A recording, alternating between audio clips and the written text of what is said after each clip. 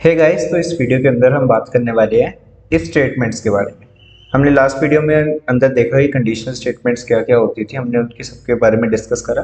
अब हम एक एक करके सबके बारे में पढ़ने वाले हैं। तो सबसे पहले है हमारी इफ स्टेटमेंट्स। तो इफ स्टेटमेंट का एक बार सिंटेक्स देखते हैं कि सिंटेक्स क्या है। तो जो सिंटेक्स होता है वो कुछ ऐसा है कि हम लिखेंगे पहले इफ के बाद हम अपनी लिखते हैं कंडीशन। इफ लिखा, इफ के बाद हम अपनी कोई कंडीशन लिखेंगे, कंडीशन के बाद आता है कॉलन, एंड कॉलन की अगली लाइन के अंदर जो भी आपने यहाँ पे लिखना है वो आप लिख सकते हो। अगर ये कंडीशन ट्रू हुई तो जो नीचे वाला काम होगा वो होगा, अदरवाइज ये वाला काम नहीं होगा। तो ऐसे ही हमारी क्या है, हमारा सिंटेक्स है इफ स्टेटमेंट्स का। इफ स्टेटमेंट ऐसे लिखते हैं। एग्जांपल्स पे चलते हैं। सबसे बेसिक से स्टार्ट करते हैं हम अपने रिलेशनल कंडीशन से। तो मैंने x की वैल्यू डाल दी, लेट्स से 5, एंड मैं इधर पूछता हूँ पाइथन से कि if x is greater than 0 print greater. क्या करा मैंने, सबसे पहले x को एक वैल्यू दी है 5, उसके बाद मैंने इफ लगाया, इफ स्टेटमेंट यूज करी। If x is greater than 0 और फिर कॉलन, यही था हमारा कि इफ फिर कंडीशन और फिर कॉलन। तो ये जो पूरी चीज़ लिखी है मैंने यहाँ पे, x ग्रेटर देन 0, ये कंडीशन है। ये क्या कर रहा है, ये चेक कर रहा है, ये कंडीशन है जो चेक होगी। अगर ये ट्रू होगी तो इसके नीचे वाला काम होगा, अदरवाइज इसके नीचे वाला काम नहीं होगा। तो हमने इफ लिखा, कंडीशन लिखी और फिर लास्ट में हमने कॉलन लगाया।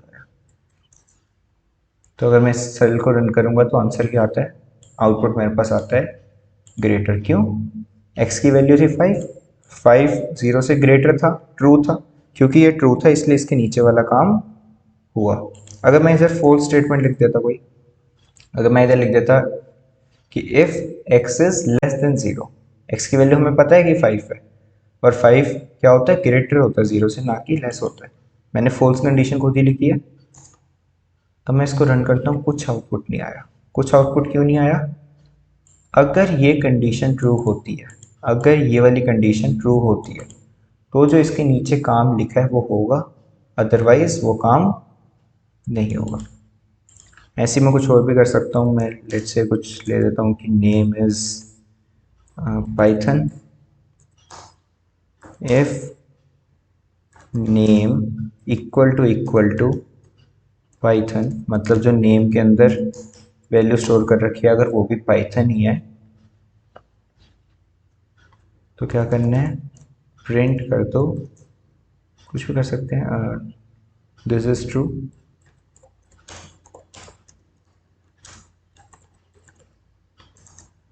तो यहाँ पे क्या हो रहा है, दिस इज ट्रू हो गया। जैसे मैं नंबर चेक कर सकता था वैसे मैं पाइथन ऐसे स्ट्रिंग बना के भी चेक कर सकता था।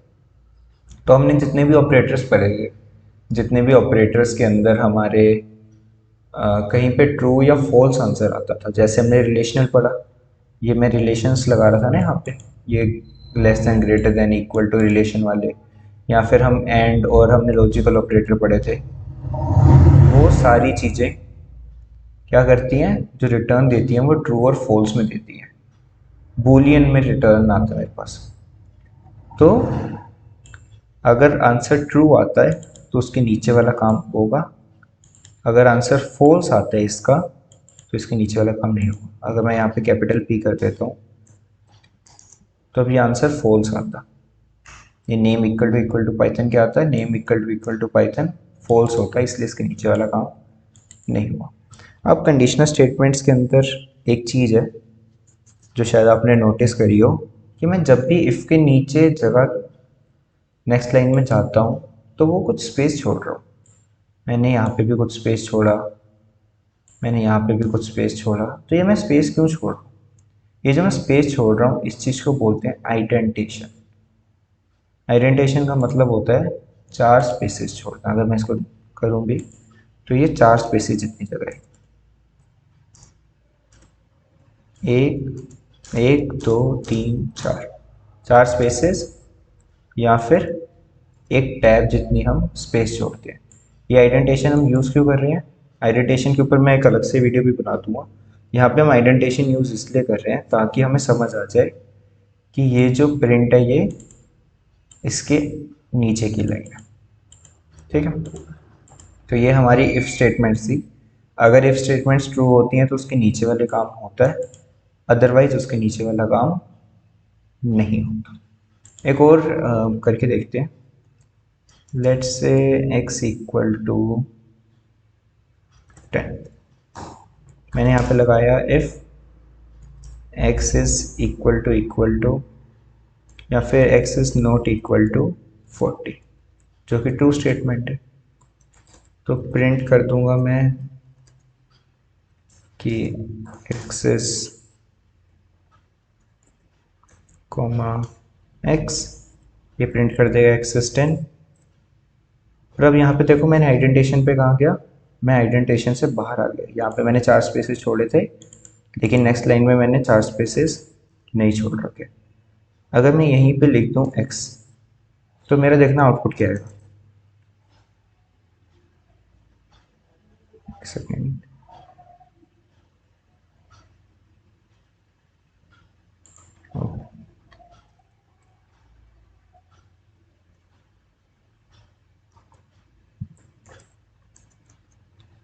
नॉट इक्वल टू का साइन नहीं होता, पहले हम एक्सक्लेमेटरी मार्क्स लगाते हैं फिर इज इक्वल टू लगाते हैं। तो यहाँ पे मेरा आउटपुट क्या आया? मेरा आउटपुट आया यहाँ पे x इज 10, पहले ये वाली लाइन पे प्रिंट हो गई और फिर ये वाली लाइन पे प्रिंट हुई। ये वाली लाइन प्रिंट क्यों हुई? क्योंकि इसके पहले ऊपर वाला काम ट्रू था, इसके ऊपर वाली जो कंडीशनल स्टेटमेंट थी वो ट्रू थी, इस वजह से ये वाली चीज़ होती है। लेट्स से मैं इसको फॉल्स कर देता हूँ। मैंने क्या कर दिया, अब इस कंडीशन को फॉल्स कर दिया। मैं कह रहा हूँ कि x नॉट इक्वल टू 10, जबकि वो क्या है, इक्वल टू 10 है। तो मतलब ये इस चीज़ का आंसर फॉल्स आ रहा है, तो ये वाला काम नहीं होगा और ये वाला काम देखो नहीं होगा। लास्ट टाइम यहाँ पे आ रहा था x इज 10, लेकिन अब ये वाला काम नहीं हो रहा क्योंकि ये वाला फॉल्स है। और जो चीज़ आइडेंटेशन के बाहर थी वो आइडेंटेशन के बाहर वाली एज इट इज़ अभी भी काम चल रहा है। तो जो भी चीज़ किसी भी आइडेंटेशन के अंदर होगा वो होगा या नहीं होगा, वो डिपेंड करता है उसकी कंडीशन पे। बाकी जो भी आइडेंटेशन के बाहर है वो सब कुछ होगा। तो ये हमारी इफ़ स्टेटमेंट्स थी। नेक्स्ट वीडियो के अंदर हम इफ एल्स स्टेटमेंट पढ़ेंगे। So see you in next video. Thanks for watching.